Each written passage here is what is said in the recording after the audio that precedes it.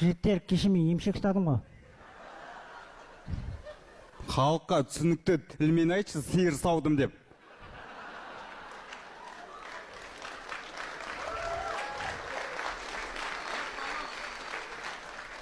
Енді ол да емшек қой.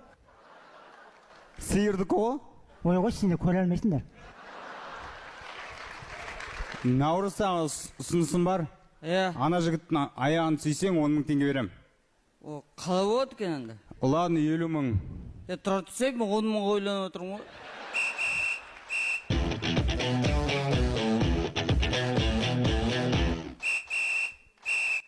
Так, жігіттер, араларыңда Асқар деген қайсың? Мен. Сізді отан алдындағы азаматтық борышыңыз өтеуге шақырамыз. Атау адам жетпей жатыр ма не?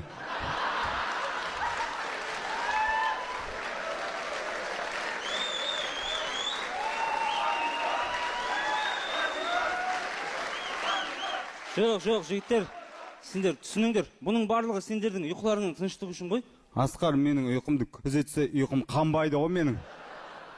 Шошып оянатын сияқтысың ғой. Ренжімеңіз, Асқар жібере алмаймыз. Оның орнында мысалы менде басқа вариант та жоқ. Қалай басқа вариант жоқ? Дәурен деген кім сонда? Сіздерде анкетада фото болмай ма не? Шамалы қайда келгендерін қараңдаршы.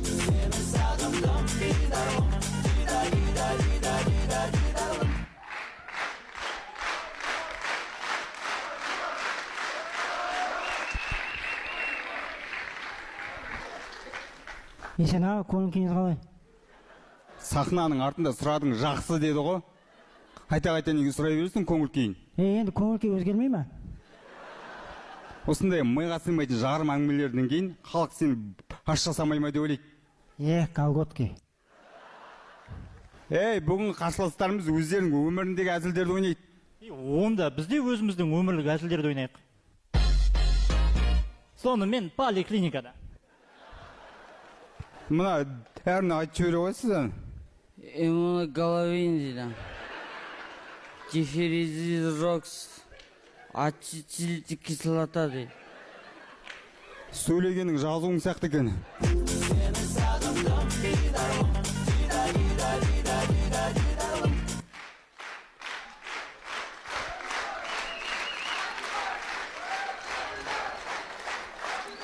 Наурыз, осы соңғы кездер сен жолың болмай жүр, е? Қалай жолың болмай?